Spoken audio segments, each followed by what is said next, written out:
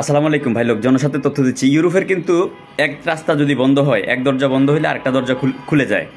তো পর্তুগালের মধ্যে খুব কম সময়ে আপনার এখন ভিসা দিয়ে দিচ্ছে। যেমন আমার পরিচিত এক ভাই, উনি ইন্ডিয়ান ভিসা পাইছে 7/4/2025। আর উনি ইন্ডিয়ান ভিসা পাওয়ার পর থেকে আপনার পর্তুগালের ভিএফএসে দিল্লিতে গিয়ে ফাইল জমা দেওয়া ছিল। সময়টা ছিল 21/5/2024, অর্থাৎ উনি কিন্তু 43 দিনের মাথায় উনি অ্যাপয়েন্টমেন্ট ডেট পেয়ে বিএফএসে ফাইল জমা দিয়েছেন দিল্লিতে গিয়ে, একদিনের জন্য গিয়ে আবার বাংলাদেশে চলে আসছেন। এখন ফাইল জমা দেওয়ার পরে ওনার 25/6/2025 তারিখ, অর্থাৎ 33 দিনের মাথায় কিন্তু ওনার ভিসা অ্যাপ্রুভাল হয়ে গেছে। তো দেখেন এখন শুধু স্টিকার হবে, স্টিকার হলে উনি ফ্লাইট দিয়ে চলে যাবে। তো দেখেন এই মাত্র D1, শুধু D1 ক্যাটাগরির ভিসাটা পর্তুগালে কিন্তু এটা খুব ভালো একটা প্রসেস এখন বর্তমানে বাংলাদেশিদের জন্য। ভালো একটা, আপনারা যদি ভালো এজেন্ট এজেন্সি পান জমা দিতে পারেন। তবে পর্তুগালে কিছু ক্যাটাগরি আছে, যেমন এ ক্যাটাগরির ভিসা।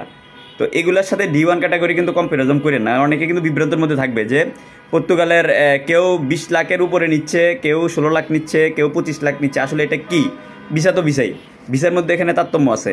আর D1 ক্যাটাগরির মধ্যে যারা বেশি রেট নিবে আপনি ওইটা নিশ্চিত করবেন। যাওয়ার পর আপনাকে 2 বছরের টিএরসি কার্ড দিবে কিনা, অ্যান্ড সিউরিটি নেবেন, কাজ দিবে কিনা, অ্যাকোমোডেশনের কী অবস্থা, এগুলার ব্যবস্থা করেন। যেমন আমার পরিচিত যে বড় ভাই যাচ্ছেন, ওনার এগ্রিকালচারের কাজ হবে, গিয়ে সরাসরি কোম্পানি অ্যাকোমোডেশনে চলে যাবে। মানে থাকার কোনো হেডেক নাই, কোম্পানির ওখানে থাকবে। উনি 2 বছরের টিএরসি পাবেন, এগ্রিকালচারের কাজ হবে, মানে কাজের নিশ্চয়তা আছে। তো যাই হোক, এখন ওনার হচ্ছে টোটাল ওভারঅল ধরেন আপনার 4 নম্বর মাসের শুরুর থেকে আজকে হলো 6 নম্বর মাস, এখনও শেষ হয় নাই। 2 মাসের মধ্যে ওনার ওভারঅল পর্তুগালের কিন্তু ডিসিশন ওনার চলে আসছে। এখন কাহিনী কিন্তু ওই জায়গায় না, কাহিনী হচ্ছে দেখেন ইউরোপ মানে হচ্ছে ধৈর্য সহ্য, আপনার সফলতা ব্যর্থতা সব মিলে। এই বড় ভাই কিন্তু আপনার 2023 সালের 7 নম্বর মাসে উনি ট্রাই করতেছেন। 2023 সালের 7 নম্বর মাসে 2023 সালের 7 নম্বর মাসে উনি ফাইল প্রসেস করার পরে উনি 2023 সালের 10 নম্বর মাসে আপনার ওনার ডকুমেন্ট আসছে, এবং 12 নম্বর মাসে উনি পোল্যান্ডের এম্বাসি ফেস করছেন। ফেস করার পরে 10 নম্বর সিরিয়ালে ওনাকে রিফিউজ করছে, অর্থাৎ সন্দেহভাজন তালিকায়। ডকুমেন্ট ঠিক ছিল কিন্তু সন্দেহভাজন তালিকায়, মানে বাংলাদেশিদেরকে তারা ভিসা দিবে না, এটা হচ্ছে তাদের সন্দেহভাজন তালিকা, মানে এটাই মেনশন করে, ডিরেক্টলি তো রিফিউজ করতে পারে না। পরবর্তীতে দেখেন 2024 সাল পুরোটা উনি লেগেছিলেন। 2024 সালে উনি তুরস্ক ট্রাই করছেন, উনি Serbia, Macedonia, Montenegro, Albania, even তো উনি শর্টকাটে ইতালিতেও যেতে চাইছেন। পরবর্তীতে উনি কাতারের জন্য মেডিকেল করছেন, মেডিকেল করে ভিসা পর্যন্ত উঠছে, মেডিকেলের ঝামেলা ছিল। এরপরও কিন্তু উনি মানে হাল ছেড়ে দেন নাই। ওনার কথা হচ্ছে আমি ইউরোপে যেতে চাচ্ছি, ইউরোপেই যাব। প্রায় ধরেন 23 মাসের জার্নি। আমি তো শুরুতে বলে ফেললাম যে মাত্র 2 মাসে ওনার পর্তুগালের ভিসাটা কমপ্লিট। কিন্তু উনি যে এর আগে যে উনি 21 মাস উনি বিভিন্ন দেশে ট্রাই করতে করতে করতে করতে কোনো গতি হচ্ছিল না, কিন্তু উনি হালও ছেড়ে দেন নাই, মনও ভেঙে যায় না। উনি একদম উৎসাহ উদ্দীপনা নিয়ে উনি ছিলেন যে আমি দেশে টুকটাক বিজনেস করতেছি, আমার বিজনেস চলতেছে, আর এদিকে আমি অল্টারনেটিভ ট্রাই করি। উনি যদি মনে করতো যে আমি এই এজেন্সিতে থেকে তুলে আমি আরেক এজেন্সিতে দিব, আরেক এজেন্সিতে তুলে আরেক এজেন্সিতে দিব, এভাবে গোলক দাদায় পড়ে থাকতেন। কিন্তু উনি এক এজেন্সিতে রেখেছেন। এক এজেন্সিতে রেখে কী হয়েছে যে ওনার বিশ্বাস, আস্থা এবং ভরসা ছিল যে যাক এই এজেন্সি তো আপনার ফাইলটা নিয়ে বালিশের নিচে রেখে দিবে না, সে প্রসেস করতে থাকবে। কারণ কোনো না হইলে সেটা কিসমত আর তকদিরের ব্যাপার, কিন্তু সে ফাইলটা প্রসেসে রাখবে। তো এটাই হয়েছে। উনি দিন শেষে উনি সফল হয়েছেন। শুভকামনা রইল ওনার জন্য। ধৈর্য আসলে কী জিনিস, ধৈর্যের কিন্তু গুণ আছে। আপনি ধৈর্য ধরে থাকলে ধৈর্যের গুণ আছে। যেমন বিগত দিনে আমি ক্রোয়েশিয়াতে বেশ কিছু কাজ করেছিলাম।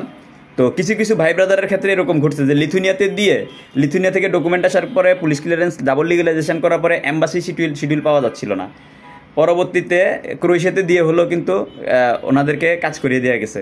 তো হিসাবটা হচ্ছে যে এমন, আপনি যদি কোনো না কোনো এজেন্সিতে পাসপোর্ট জমা দেন, বিশেষ করে ইউরোপ কেন্দ্রিক কাজ করেন, সেই ক্ষেত্রে সেই এজেন্সির যদি ইউরোপ লোক পাঠানোর সক্ষমতা থেকে থাকে তাহলে সময় দিয়ে সহযোগিতা করবেন। কারণ সে এক দেশে প্রতিবন্ধকতা আসলে আরেক দেশ দিয়ে হলো সে করে দিতে পারবে। কারণ যে গাড়ি চালাইতে জানে, ড্রাইভিং সিটে বসলে সে যে কোনো ধরনের রাস্তায় হোক সে কিন্তু আপনার ড্রাইভ করে নিয়ে যেতে পারবে। তো এক দেশ হয় নাই আপনার হতাশায় গ্রস্ত হয়ে, মানে মন খারাপ করে ফাইল ক্যান্সেল না করে যদি বিশ্বস্ত এজেন্সি হয় আর কাজ করে দেওয়ার সক্ষমতা থাকে, বিগত দিনে ইউরোপে কাজ করেছে দেখে থাকেন, তাহলে কাজ চলমান আছে, ভালো লিঙ্ক লবিং আছে, ওই রকম হলে আপনি সময় দিয়ে সহযোগিতা করতে পারেন আপনার এজেন্ট এজেন্সিকে। কারণ কি, আপনি এক জায়গা থেকে ফাইল তুলে আরেক জায়গায় দিবেন, আরেক জায়গা থেকে তুলে আরেক জায়গায় দিবেন। এভাবে দেখবেন যে অনেকের হিস্ট্রি আছে 3 বছর 4 বছর 5 বছর ইউরোপের জন্য খালি গোলক ধাঁধায় ঘুরতেছে। তো এটাই, ধন্যবাদ। প্রবাস এবং প্রবাসী রিলেটেড নিত্য নতুন তথ্য এবং আপডেট পেতে আমার আইডিটি ফলো দিয়ে আমার সাথে যুক্ত থাকার জন্য বিশেষভাবে অনুরোধ রইল। আর বর্তমানে যারা পর্তুগালের জন্য ট্রাই করবেন, আপনারা একটু ভেবেচিন্তে ট্রাই করেন, বর্তমানে কিছু অ্যাপয়েন্টমেন্ট জটিলতা আছে।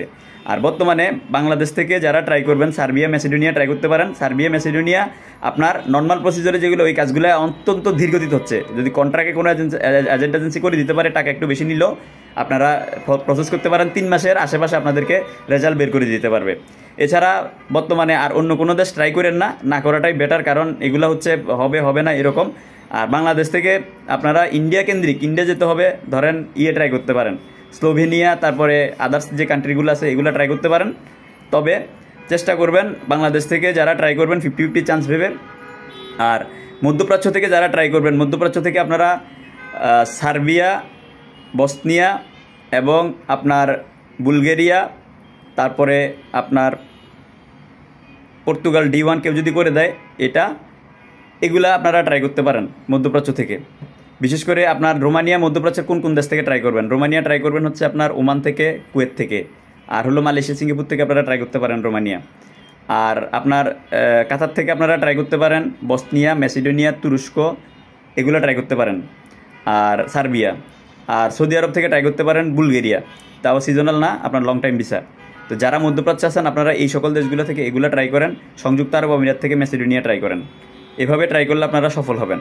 ধন্যবাদ। আসসালামু আলাইকুম রহমতুল্লাহি ওয়া বারাকাতুহু।